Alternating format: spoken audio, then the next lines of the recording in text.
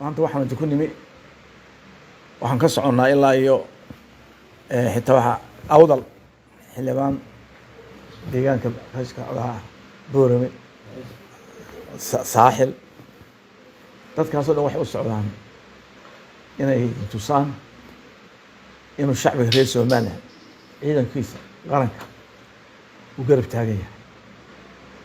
waxaan aad iyo aadna idinku mahadnaqaynaa idinku boogaynaa intii jeer ay keenteen guul markasta waan soo tahniin jiro. maanta waqtan dhacdayna waxa weeye waa qadar ilaahay nabi maxamed calayhi salaam waa ogtiina yawm uhud oo maalinta 70 asxaab laga dilay xamsa ku jiray radiallahu anhu isagoo badar guuleystay. markaa waxaan rabaa inaan guuleysan doono insha allahu tacaala.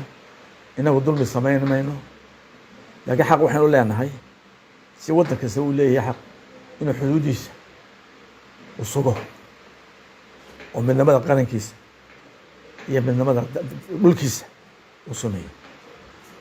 waana naqaanay inagu inta jeeroo dagaalanteen marna laydikuma xaman inaad tacaddi ama maxbuus ahaado ama mid ahaaday aan ku samayn jirnay.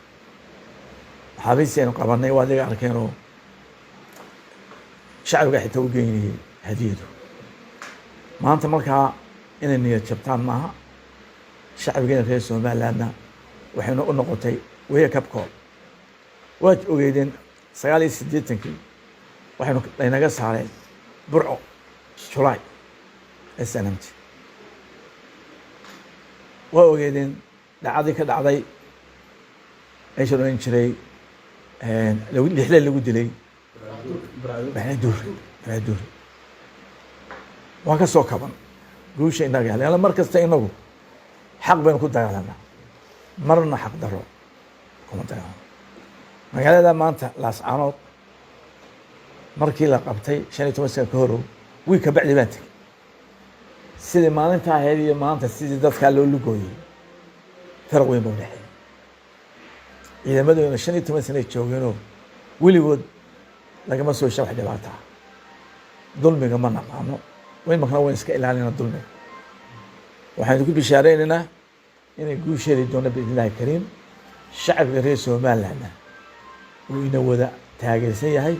xaqna waxaan u leenahay waddan wada ogtiin Ethiopia inta jeerayno dabcanayno isirahan iskugu keenno Soomaalida 4 ku dagaalamay 7 kiilo qabsan gaarina quwadii adduunka dhan isku keen tagnay. xuduudeena waa xuduudaha adduunka ka mid xuduudaha kale Kenya iyo dhaxaysa iyo Ethiopia de malaa'ig ma sameyn taa Kenya samaysan 1889 ayaa xuduuda Afrika la sameeyay. xaq baan u leenahay waynu tagi doonaa insha Allah tacaala. shacbigeena reer Laascaanood waa shacbigeena iswada dhalay. shisheeyaa ku soo duulay inaynu iska qaadno. iyagana waxaa leeyahay garaadada maanta ay guri inoo dhan tahay midnimo inoo bilaabaysaa. shisheeya iska saara gogashii nabadda Soomaaliya seen u quruxsanaaneen.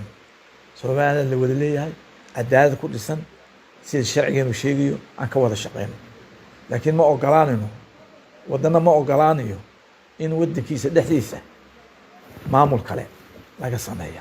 taas wax suurtagelaya maaha. saasaan isku boorinayaa insha Allah tacaala.